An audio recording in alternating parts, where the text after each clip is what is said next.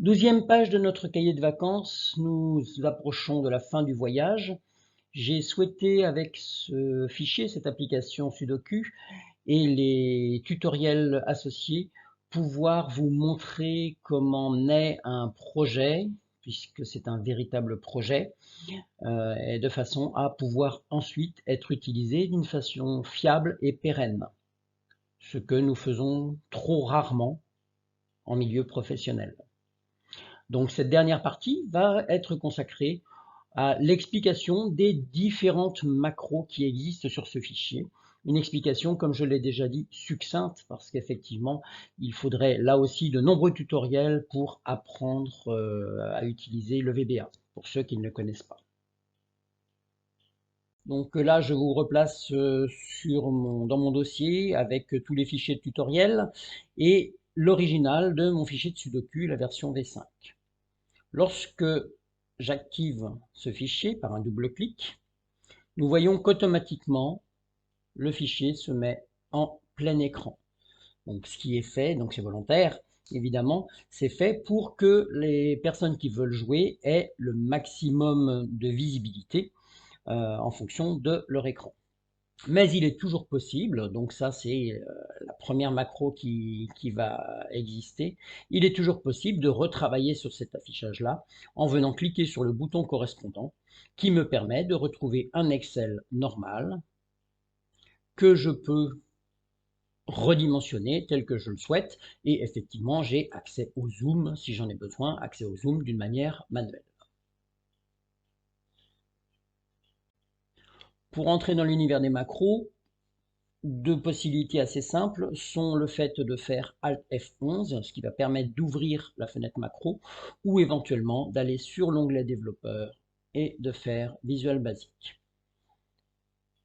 Lorsque nous sommes dans le monde du VBA, donc une nouvelle fenêtre s'est ouverte. Rappelons que les fichiers sont des points XLSM et non plus des points XLSX lorsqu'il y a des macros. Les macros peuvent se trouver au niveau des feuilles d'Excel, donc nous avons la liste des feuilles, peuvent se trouver d'un point de vue plus général dans une zone qui est réservée aux fichiers, donc This Workbook, ou dans des modules que l'on a pu rajouter et dans lesquels, par exemple, donc on le voit, nous retrouvons dans chaque module des informations sur les différents sous-programmes, les petites routines que l'on va faire exécuter, soit directement, soit par l'intermédiaire de boutons. Donc, dès l'ouverture du fichier, les macros se déclenchent. C'est ce qui se passe dans la section This Workbook. Nous avons une macro, Workbook Open, donc à l'ouverture du fichier, qui va nous emmener sur la feuille qui s'appelle Jeux, qui va ensuite protéger celle-ci en permettant aux macros d'y accéder, qui va protéger d'autres feuilles en permettant aussi aux macros d'y accéder, et nous faire passer en plein écran, display full screen égale true. Ensuite, nous masquons les onglets et nous adaptons le zoom à la fenêtre de notre écran. Nous prenons la zone qui nous intéresse, de A1 à T14, et nous adaptons ce zoom. Pour vous montrer, voilà, A1 à T14. Donc nous demandons à Excel de nous afficher à minima cette zone-là et d'adapter le zoom en conséquence. Le bouton que nous avons créé permet de gérer l'affichage. J'ai donc créé une macro qui me permet de modifier l'affichage et donc de basculer entre le plein écran et l'écran normal. Si nous sommes en plein écran, alors je repasse en écran normal. Sinon, je refais l'opération que j'ai fait à l'ouverture du fichier, je masque l'affichage des onglets et je repasse en plein écran. J'adapte ensuite la fenêtre. Pour être propre, quand nous fermerons le fichier, il serait bon de le remettre dans son état initial, dans un état un peu plus classique. Je vais donc retourner dans la section This Workbook et j'ai une macro qui s'appelle Workbook Before Close, donc qui va me permettre de faire des actions juste à la fermeture du fichier. Ces actions consistent à rétablir un affichage correct et à afficher la feuille Init Alert. Cette feuille, je vais vous la montrer. Voilà, c'est celle-ci. C'est une feuille qui vous explique ce qu'il faut faire à la première ouverture du fichier si les macros ne sont pas actives. Donc, vous donne la possibilité, en fonction du message, de choisir où activer les macros. Elle est apparente juste avant la fermeture, donc à l'ouverture suivante, si les macros sont actives, le fichier passera directement en affichage sur la feuille jeu. Si les macros sont inactives, il restera bloqué sur la feuille init alert et donc il vous prévient. Revenons sur notre feuille utilisateur pour continuer sur les actions, donc la feuille de jeu. L'utilisateur va sélectionner, bon, en dehors des grilles et de l'aide, va sélectionner le niveau de difficulté et le numéro de la grille qui est stocké sur la feuille grille Sudoku. Il faut donc que lorsqu'il agit soit sur la zone verte qui correspond au niveau, soit sur la zone verte qui correspond à la grille, une macro se déclenche pour pouvoir mettre à jour la grille de référence. Donc, aller chercher la grille en utilisant ce que nous avons vu, les informations sur la position de cette grille. Donc, aller chercher la grille dans la feuille pour la ramener ensuite sur notre feuille de jeu. Pour cela, c'est ce qu'on appelle des macros événementiels. Je vais retourner sur la partie VBA et donc je vais venir détecter, donc je viens sur la feuille jeu, voilà, je vais venir détecter les changements de valeur, ici, dans la zone E6, G7. Je vous la remontre. E6, G7, donc c'est donc bien les choix de l'utilisateur. Je viens détecter si effectivement j'agis au niveau de E6, G7, si la valeur a changé. Si la valeur a changé, je teste d'abord pour vérifier que la valeur est valide. Sinon, j'affiche un message et je sors.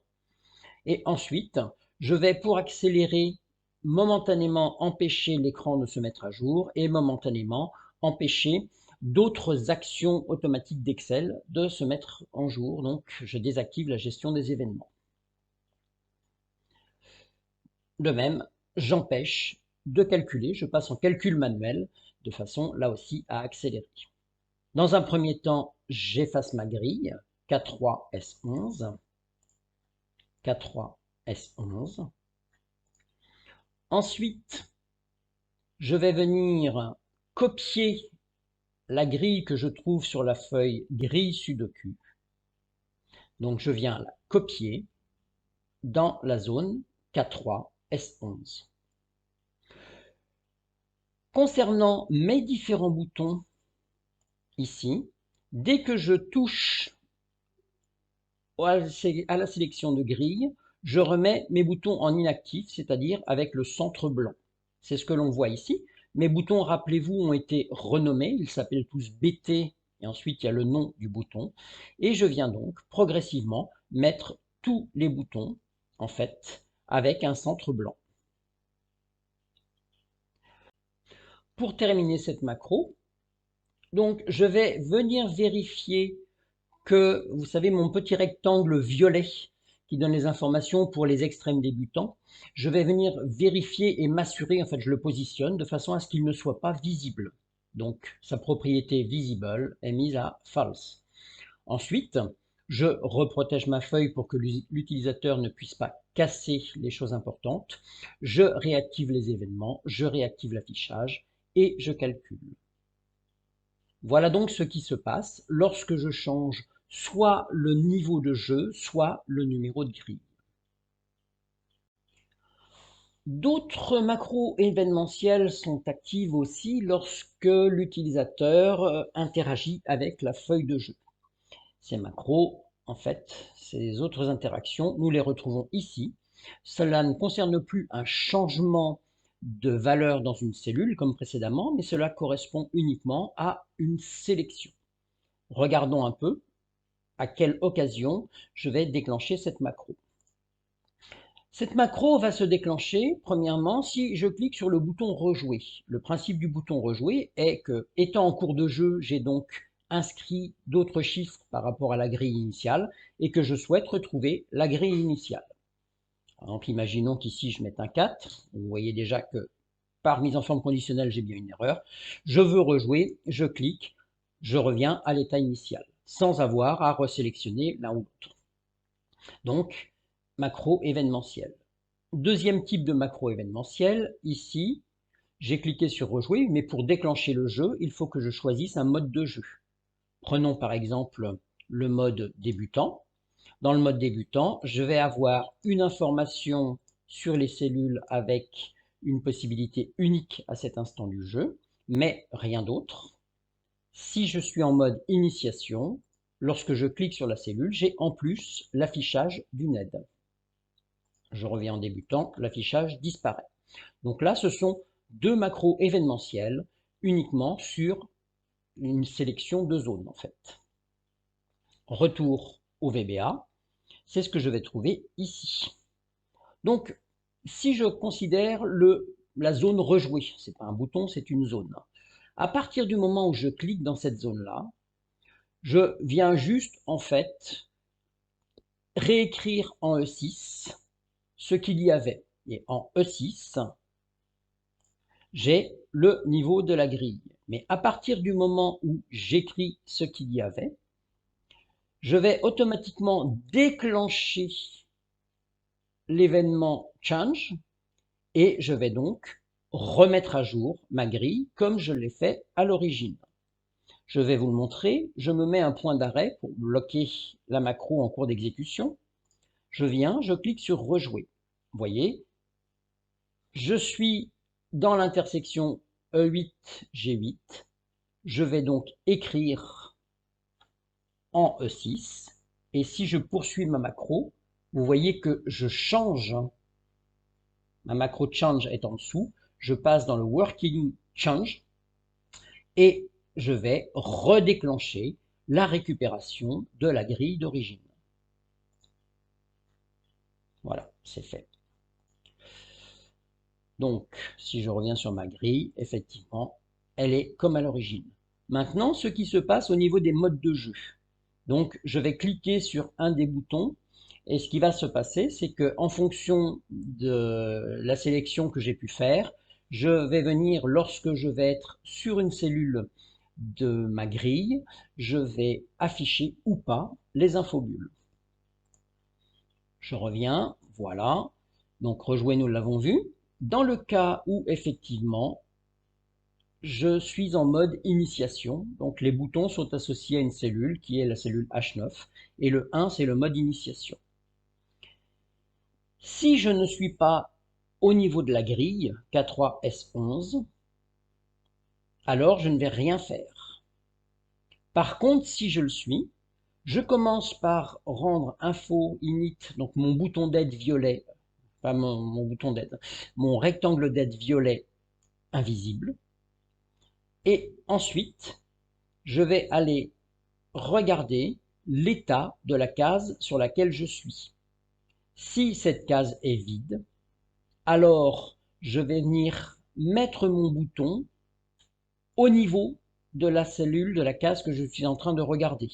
Je viens indiquer où il se situe en haut, où il se situe par rapport à la gauche, je le rends visible, et au niveau du texte, je vais venir écrire les valeurs que je peux trouver sur la feuille calcul, donc la grille que nous avons préparée qui récapitule toutes les valeurs possibles par cellule.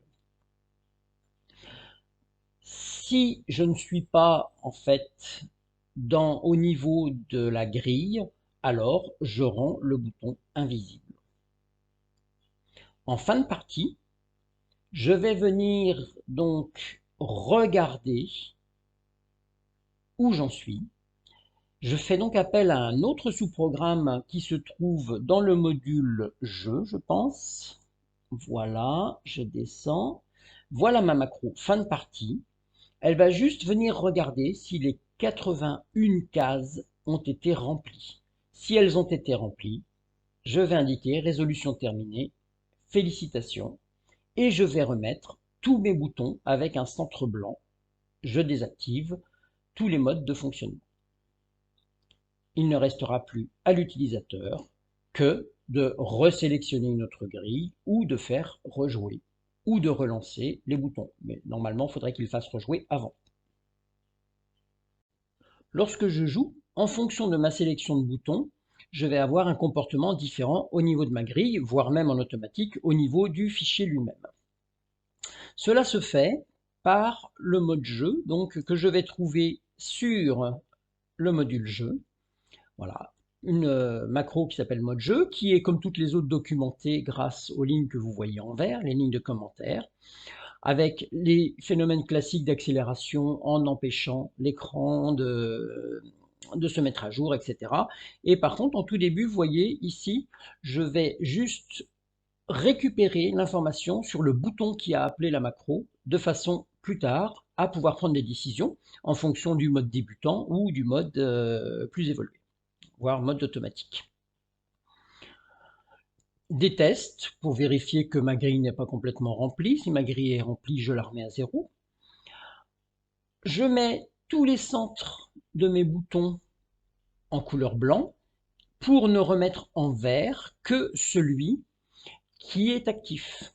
Et ensuite, en fonction de mon bouton, je vais venir indiquer dans la cellule H9 quel est le type de fonctionnement que j'ai à l'instant donné.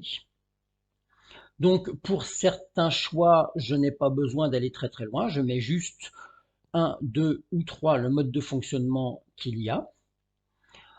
Je m'assure, donc, pour les modes qui ne sont pas les modes initiation, que mon infobulle violette est inactive. Et lorsque je suis en mode automatique, donc d'une part, si la grille n'est pas résolue, je vais venir déclencher en fin de compte un timer. Je viens masquer les possibilités. Et si je ne détecte pas de doublon, je vais venir appeler mon mode automatique. Donc un mode qui va se charger de recopier les valeurs proposées à ma place jusqu'à la fin. Au cours de ce mode, on voit que j'appelle une autre macro qui se situe dans le jeu automatique. Cette macro que nous voyons ici, donc utilise le timer pour vous donner un ordre de grandeur du temps qu'il faut pour résoudre la grille, et sinon va boucler, donc faire ce que l'on fait à la main. Tant que les solutions sont simples, elle va appliquer ce que notre feuille de calcul lui propose, et quand il y a un choix à faire, elle va venir s'appuyer en fin de compte sur une autre feuille que j'ai créée, une feuille qui s'appelle suivi, où lorsqu'il y a un choix, je vais mémoriser la grille au moment où je dois faire le choix. Ce qui fait qu'une fois que j'ai mémorisé, je continue au niveau de la macro à remplir mes solutions. Si je tombe sur une impasse, je sais remonter jusqu'à l'état précédent, faire un autre choix et faire ça de façon donc itérative. C'est l'intérêt de la macro. Et quand vous faites fonctionner en automatique, vous vous apercevez bien qu'effectivement, lorsque vous mettez l'affichage validé, vous vous apercevez bien que tout se met en route et que de temps en temps, on voit des éclairs rouges, ce qui veut dire qu'on est tombé sur des doublons et que la macro repart d'un étage plus haut jusqu'à arriver à la solution finale. Solution finale qui est censée toujours exister sur une grille de Sudoku. Il ne vous reste plus qu'à décrypter toutes ces macros. Là, maintenant, mon aventure à moi se termine. Le tutoriel est terminé. Vous pouvez toujours me contacter via mon site www.xlpourtpme.fr et y faire un tour de temps en temps ou sur ma chaîne YouTube pour voir s'il y a des nouveautés. À très bientôt.